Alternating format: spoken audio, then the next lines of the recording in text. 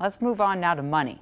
The price tag for renovations to the governor's mansion is coming with a lot of sticker shock this morning. The cost of the remodel is now expected to almost double for that mansion if they're going the way they are now. That means an extra $5 million of your taxpayer money going toward fixing up that century-old house. John Croman spent the day looking at probably spreadsheets as to why this price went up so much.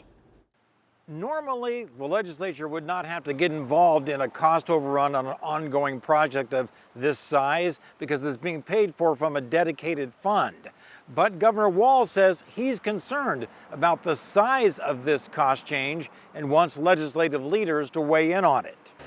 At the governor's residence on Summit Avenue, masonry repairs are underway to keep water out of the mansion that was built for lumberman Horace Hills Irvine in 1912 and then donated to the state by his descendants in 1965.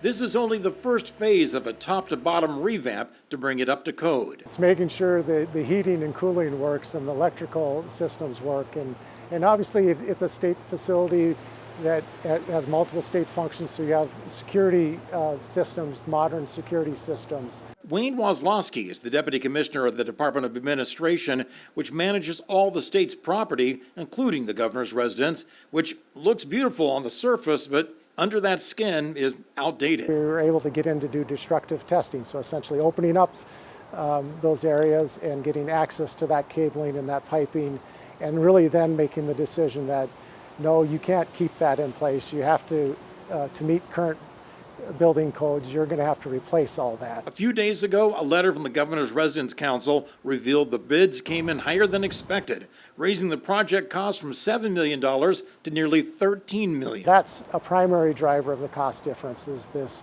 notion that we're going to have to open up things a lot more significantly. You're getting into the plaster walls and you're replacing all that piping, all that electrical cabling. It's a unique space that's used for public events, but also must serve as a super secure residence for governors and their families. Really with the intention that this home is going to be available for multiple generations to come for future governors to use. Now, if the entire legislature had to vote on this, it would put the project on ice until February. And the contractors are already saying that the price will go up if they don't get new contracts signed by the end of this week. In St. Paul, John Croman, KARE 11 News. It's good to know home improvement projects are a pain for everybody. Republican Minority Leader Lisa Demuth says she still has a lot of questions about this price has gone so far beyond the original estimates. Democratic House Speaker Melissa Hortman says she accepts the explanation that the bids came in higher and that the mansion should be brought up to code.